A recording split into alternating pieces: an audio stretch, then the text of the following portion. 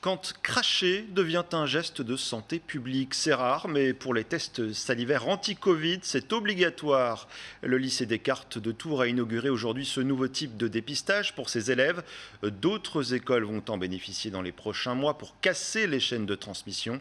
Alors comment ça marche? Le reportage de Romain Delville. Salle d'attente à ciel ouvert pour les 34 volontaires du lycée Descartes de Tours.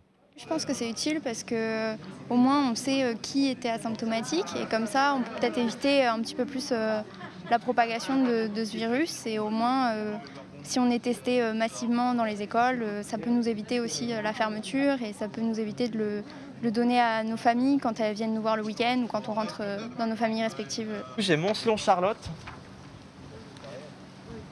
Alors Brioude de Marianne.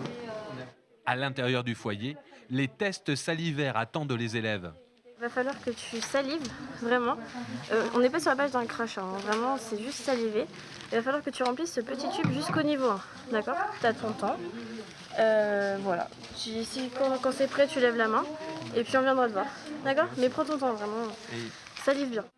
Lèvres pincées, accumulation de bave, chacune a sa technique.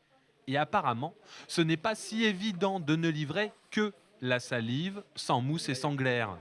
L'objectif, c'est de détecter les personnes qui sont contaminées par la Covid, mais qui sont asymptomatiques.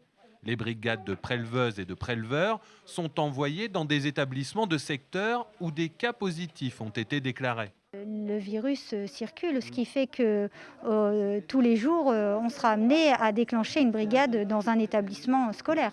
La semaine prochaine, 3 écoles du département accueilleront des campagnes de tests salivaires bien moins invasifs pour les enfants que les prélèvements rhinopharyngés.